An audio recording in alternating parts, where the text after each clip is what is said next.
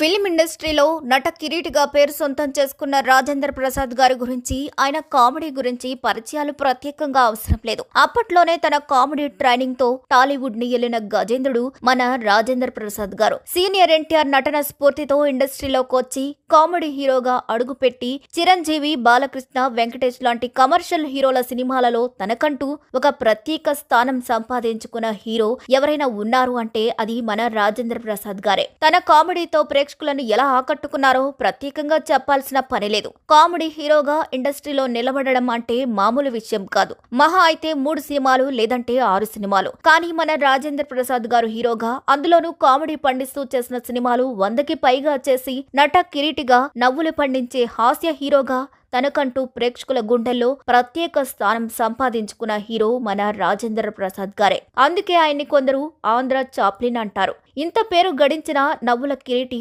ఓ టైంలో ఆత్మహత్య చేసుకోవాలి అనుకున్నారట.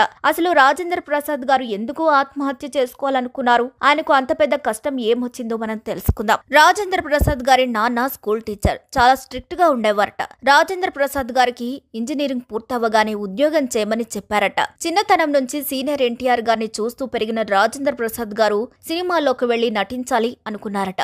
ఇంజనీరింగ్ పూర్తి చేసిన రాజేంద్ర ప్రసాద్ గారు, నాన్న నేను సినిమాల్లోకి వెళ్దామనుకుంటున్నాను అని చెప్పారట. అది నచ్చని తండ్రి కొడుకు ఇష్టాన్ని కాదు అనలేక, సరే ఇండస్ట్రీలో నువ్వు సక్సెస్ అయినా ఫెయిల్యూర్ అయినా అది నీకు సంబంధించిన విషయమే, ఒకవేళ నువ్వు సక్సెస్ కాలేదు అంటే ఇంటికి రావద్దు అని అన్నారట. దీంతో మద్రాస్ వెళ్లి ఫిల్మ్ ఇన్స్టిట్యూట్ లో చేరారు రాజేంద్ర ప్రసాద్ గారు. ఇన్స్టిట్యూట్ లో ఆయన నటనకు గోల్డ్ మెడల్ కూడా వచ్చింది. కానీ అవకాశాలు మాత్రం రాలేదు. చివరకు స్నేహం అనే సినిమాలో ఛాన్స్ వచ్చింది. ఆ సినిమా చేసిన తర్వాత అవకాశాలు రాలేదు. ఎలాగైనా సినిమాలో సక్సెస్ అవ్వాలని అవకాశాల కోసం తిరుగుతున్నా ఎక్కడా ఒక్క ఛాన్స్ కూడా రాలేదు. దీంతో నిరాశ చెందిన రాజేంద్ర ప్రసాద్ గారు, నేను పెద్ద గ్లామర్ గా ఏమీ ఉండను కదా, ఇంటికి వెళ్లిపోదాం అనుకుని ఇంటికి వెళ్లారట. రాజేంద్ర ప్రసాద్ ను చూసిన తండ్రి రావద్దు అని కోప్పడ్డారట. దీంతో బాధతో మళ్లీ మద్రాస్ వచ్చేశారు రాజేంద్ర ప్రసాద్ గారు. కానీ ఆయనకు తినడానికి తిండి లేదు. ఇంటికి నాన్న రానివ్వరు. చేతిలో డబ్బులు లేవు. అవకాశాలు రావడం లేదు. అప్పటికే భోజనం చేసి 3 నెలలవుతుంది. ఇక చేతిలో ఉన్న చిల్లరతో రోజుకో ఒక అట్టిపండు, ఒక గ్లాసు మజ్జిగ మాత్రమే తాగుతున్నారు. చివరకు అవి కూడా అయిపోయాయి. ఇక మరణమే శరణం అనుకున్న రాజేంద్ర ప్రసాద్ గారు ఆత్మహత్య చేసుకోవాలని అనుకున్నారట. చివరిగా ఆయన గురువు సమానులుగా పూజించే అందరి దగ్గరకు వెళ్లి కలుద్దామని ముందుగా రామారావు గారి ఇంటికి వెళ్లారట. ఆయన ఏదో బిజీలో ఉండడంతో కలవలేకపోయారు. అలా తిరిగి చివరకు పుండరీకాక్షయ్య గారి దగ్గరకు వెళ్లారట.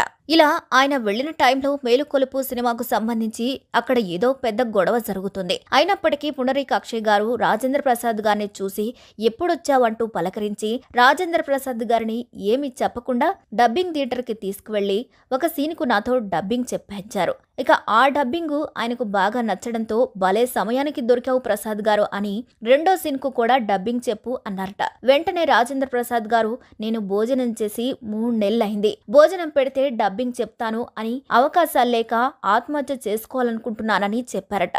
దానికి పుండరీకాక్షయ్య గారు కోప్పడి ఇంటికి తీసుకువెళ్లి మంచి భోజనం పెట్టించి రాజేంద్ర ప్రసాద్ గారికి ధైర్యం చెప్పడంతో డబ్బింగ్ ప్రయాణం మొదలు పెట్టారు రాజేంద్ర ప్రసాద్ గారు. ఇలా ఎన్నో చిత్రాలకు డబ్బింగ్ చెప్తూ అలా వచ్చిన డబ్బుతో మద్రాసులో ఇల్లు కట్టారట. ఆ తర్వాత దర్శకుడిగా వంశీతో పరిచయం అవడంతో ఆయన తీసిన సినిమాలతో హీరోగా గుర్తింపు తెచ్చుకున్నారు రాజేంద్ర ప్రసాద్ గారు. తన కామెడీ టైమింగ్ తో టాలీవుడ్ ని ఏలిన గజేంద్రుడిగా నిలిచిపోయారు. కామెడీ హీరోగా ఇండస్ట్రీలో నిలబడి కామెడీ పండిస్తూ 100కి పైగా సినిమాలు చేసి నట కిరీటిగా ప్రేక్షకుల గుండెల్లో చెరగని ముద్ర వేశారు. ఆయన హీరోగా చేసిన మేడం, ఎర్ర మందారం లాంటి ఛాలెంజ్ సినిమాలతో ప్రేక్షకులకు మరింత దగ్గరయ్యారు. ఆహనా పెళ్లంట, లేడీస్ టైలర్, అప్పులప్పారావు వంటి కామెడీ చిత్రాలు చేసి ఆయనలోని నటన సామర్థ్యానికి కేర్ ఆఫ్ అడ్రస్ చేసుకున్నారు. ఇక ప్రేమ తపస్సు చిత్రంతో అతని నటన విశ్వరూపమే చూడొచ్చు. ఎర్ర మందారం, ఆ నలుగురు సినిమాకి ఉత్తమ నటుడిగా ఆంధ్రప్రదేశ్ రాష్ట్ర ప్రభుత్వం నుంచి 2 సార్లు నంది అవార్డు అందుకున్నారు రాజేంద్ర ప్రసాద్ గారు. మరి ఈ వీడియోపై మీ అభిప్రాయాలు కూడా ఖచ్చితంగా కామెంట్ ద్వారా తెలియజేయండి. మరిన్ని అప్డేట్స్ కోసం మా ఛానల్ ని లైక్ చేయండి, షేర్ చేయండి, సబ్స్క్రైబ్ చేయండి.